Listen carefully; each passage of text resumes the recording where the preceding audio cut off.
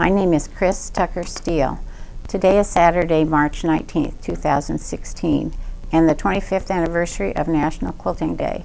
I'm telling my quilt story from the International Quilt Study Center and Museum in Lincoln, Nebraska. Today I brought the most recent quilt I've completed. In 2004 I found the large floral blocks, there are 9 of them around the quilt, in a small shop in Florida. It took me a long time to figure out what I wanted to do with them, and then a while to pick out the fabrics.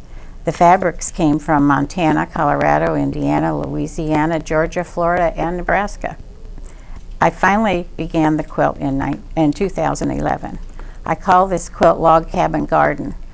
There are flowers quilted on many of the plainer blocks, as well as designs that showcase the busier fabrics.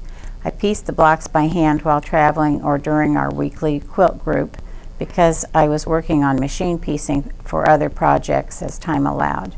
I did construct the rows of blocks by machine for stability before I began hand quilting. I started and stopped the work on this quilt many times during the 4 years it took to complete it because I had other projects with deadlines. Those deadlines involved our 11 grandchildren. I decided to make a high school graduation quilt for each one. 5 of the grandchildren had their t-shirts saved from their parents all through school, and so they had a t-shirt quilt, and it included fabric from their deceased grandmother's denim shirt. The other 6 grandchildren, I still have 2 left to go, and their quilts are pieced, and the girls have helped pick out the patterns. The boys weren't interested to pick it out, but they loved the quilts when they were surprised. And their quilts included pieces of shirts from their deceased grandfather.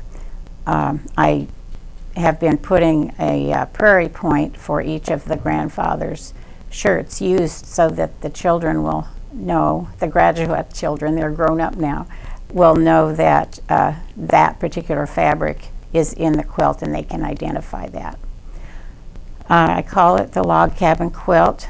It's only the 3rd quilt I've kept for myself out of the 24 made. Each quilt is a labor of love, and I find the entire process fulfilling. This quilt makes me smile on cloudy days because of the vibrant colors. If it wasn't such a long title, I would have named it My Happy Day Log Cabin Quilt.